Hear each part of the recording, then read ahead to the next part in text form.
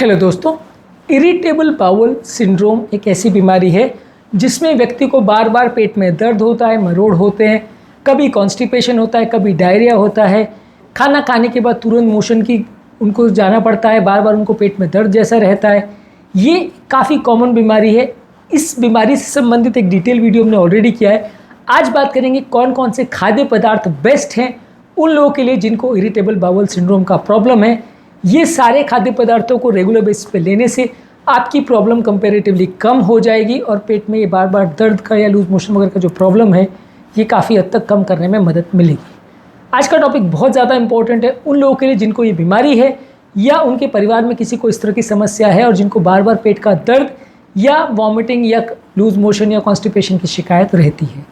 Topic पर जाने से पहले जो लोग हमारे चैनल पर नए हैं उन्हें रिक्वेस्ट करूँगा कि चैनल को सब्सक्राइब करें ताकि इंपॉर्टेंट और साइंटिफिकली करेक्ट इन्फॉर्मेशन के लिए आपको भटकना नहीं पड़े और आप मिस इन्फॉर्मेशन का शिकार ना हो जाए।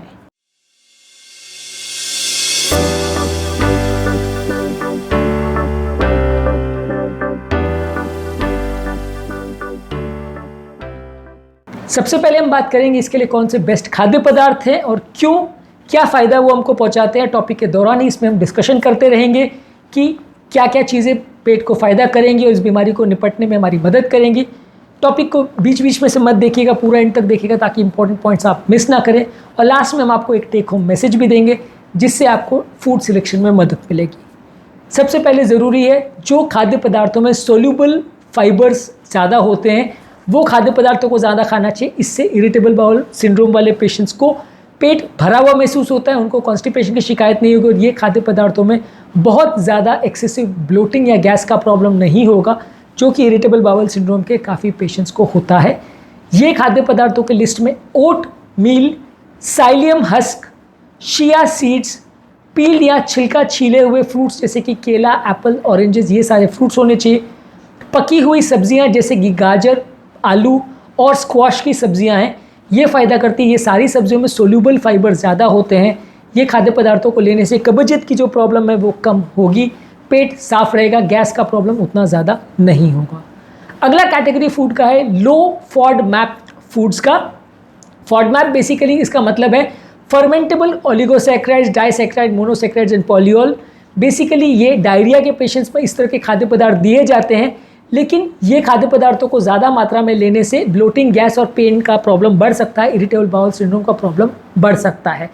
ये खाद्य पदार्थ में जो आपको सिलेक्शन करने की ज़रूरत है, यानी जो खाद्य पदार्थों में लो फॉडमैप है वो खाद्य पदार्थ हैं चावल, क्विनोआ, लीन meets, poultry, fish, lactose free dairy products, कुछ फ्रूट्स जैसे कि बेरीज, ग्रेप्स और kiwi fruit, non cruciferous vegetables यानी फूल गोभी, पत्ता गोभी और ब्रोकोली को छोड़ के बाकी सब्जियां जैसे स्पिनाच यानी पालक, जुकीनी और शिमला मिर्च, ये सारी सब्जियों में लो फॉडमैप होता है। ये फॉडमैप मटेरियल अगर कम रहेगा तो पेट का दर्द का प्रॉब्लम कम रहेगा, जहाँ ज़्यादा रहेगा वो आपको प्रॉब्लम करेगा। वर्स फूड्स वाले जो टॉपिक है जिसमें इरिटेबल बाउल सिंड्रोम की वर्स फूड्स पर हमने बात करी है, उसमें हाई फॉडमैप कौन कौन से खाद्य पदार्थों में, उस पर भी बात हम करेंगे। इसके अलावा जो खाद्य पदार्थों में नेचुरल बैक्टीरिया ज़्यादा होते हैं, यानी प्रोबायोटिक रिच फूड, उनको ज़्यादा लेना है। इसमें दही, केफिर, फर्मेंटेड फूड जैसे सोरक्रॉट, किमची और मीसो, ये सारे फूड प्रोडक्ट्स में नेचुरल बैक्टीरिया होता है जो कि हमारे पेट के नॉर्मल बैक्टीरिया जो है उसको बढ़ाता है। ये नॉर्मल बैक्टीरिया हमारे पेट को हेल्दी रखने में मदद करते हैं, पेट के दर्द को कम करते हैं, इरिटेबल बाउल सिंड्रोम के पेशेंट में मदद करते हैं। तो ये खाद्य पदार्थों को आपको ज़्यादा लेना चाहिए जैसे कि दही, सोरक्रॉट, किमची, इनको ज़्यादा लेना चाहिए। इसके अलावा हर्बल टीज़ अच्छी हैं। हर्बल टी जैसे पेपरमिंट टी, जिंजर टी यानी अदरक की चाय, शैमोमाइल टी और फेनेल यानी सौंफ डाल के बनाई हुई चाय, ये सारे इरिटेबल बाउल सिंड्रोम वाले पेशेंट्स के लिए अच्छी हैं, पेट दर्द के प्रॉब्लम को कम करते हैं। इनके अलावा लीन प्रोटीन्स जैसे कि स्किनलेस पोल्ट्री और चिकन है, फिश है जैसे सैल्मन, मैकरल, टूना, स्ट्राउट फिश है, अंडे खासकर उसका सफ़ेद पोर्शन, टोफू और टेम्पे, ये सारे लीन प्रोटीन्स यानी फैट फ्री प्रोटीन्स अच्छे हैं उन लोगों के लिए जिनको इरिटेबल बाउल सिंड्रोम का प्रॉब्लम है। ये आपकी बॉडी के प्रोटीन के कंटेंट को बढ़ाते हैं, पेट में दर्द नहीं करवाते हैं, फैट इसके लिए नुकसानदायक है। अनहेल्दी फैट्स जैसे सैचुरेटेड और ट्रांस फैट्स लेंगे तो नुकसानदायक है। हेल्दी फैट्स जैसे ऑलिव ऑयल, एवोकाडो नट्स, बादाम, अखरोट, पीकन नट्स और सनफ्लावर, पम्पकिन, हेम्प सीड्स, ये सारे सीड्स को आप लोगे जिसमें हेल्दी फैट्स होते हैं, तो इससे भी इरिटेबल बाउल सिंड्रोम को कम करने में मदद मिलती है। सब्जियों को अच्छी तरह से पका के खाइए तो उसको पचाना ज़्यादा आसान होता है। इरिटेबल बाउल सिंड्रोम के पेशेंट्स में पेट दर्द का प्रॉब्लम इससे कम होगा। इस मामले में गाजर, हरी बीन, स्क्वाश और शकरकंद ये सारी सब्जियों को पका करके प्रॉपरली मैश करके इनको खाएंगे तो इसको पचाना आसान होगा, पेट दर्द कम होगा।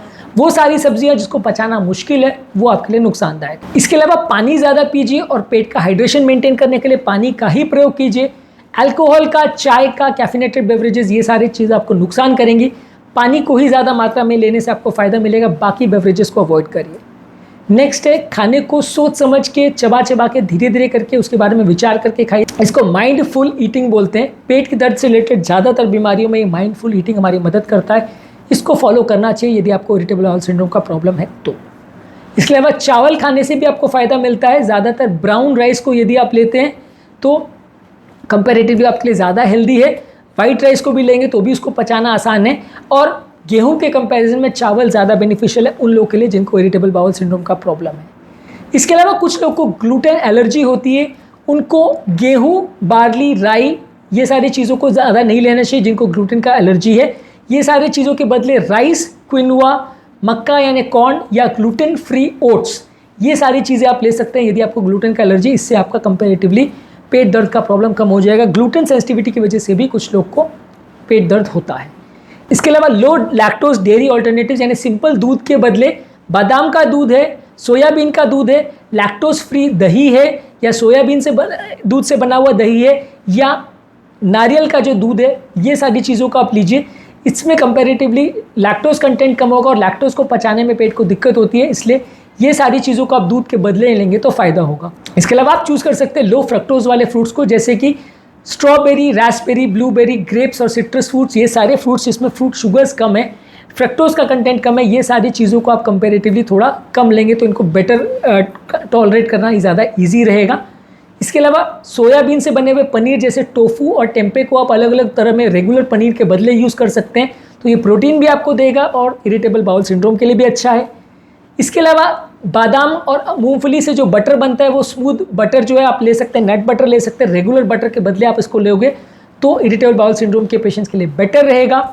इसके अलावा आप लो रेसिड्यू वाले फूड स्टफ्स लोगे जिसमें फाइबर कंटेंट कंपैरेटिवली कम है, जैसे वाइट ब्रेड यानी रेगुलर ब्रेड जो है मैदे की बनी हुई, वाइट राइस और पास्ता। ये सारी चीज़ों को आप अगर ज़्यादा लोगे तो इससे पेट दर्द कम होगा। अच्छे से पका के सब्जियों को बिना उसके स्किन के और बिना उसके बीजों के यदि आप लेते हो तो इससे आपको कंपैरेटिवली पेट दर्द कम होगा। तो लो रेसिड्यू वाले फ्रूट्स आपको ज़्यादा लेना अच्छा है। इसके अलावा पोल्ट्री यानी चिकन और टर्की का ब्रॉथ अगर आप लेते हैं या इसका पानी आप लेते हैं बिना एक्सेसिव फैट और फाइबर डाले तो ये कंपैरेटिवली आपकी हाइड्रेशन को भी इंप्रूव करता है, इलेक्ट्रोलाइट्स को भी इंप्रूव करता है और ये डाइजेशन के लिए अच्छा है। इसके अलावा कुक्ड मीट्स को आप लीजिए, जैसे चिकन है, टर्की है, फिश है, ये सारे मीट्स को आप ले सकते हैं, ये भी आपके हेल्थ के लिए अच्छे हैं। अंडे और खासकर उसका सफ़ेद पोर्शन को आप अलग अलग फॉर्म में ले सकते हैं, ये भी आपकी डाइजेशन के लिए अच्छा है। और सीडलेस यानी बीजे निकाल के और छिलके निकाल के अलग अलग तरह के फ्रूट्स को आप ले सकते हैं, जैसे अंगूर है, छिले हुए एप्पल्स हैं और छिले हुए खीरे हैं। ये सारे फलों और सब्जियों को छिलका निकाल के यदि आप लेते हैं तो ये भी आपके इरिटेबल बाउल सिंड्रोम के लिए अच्छा है।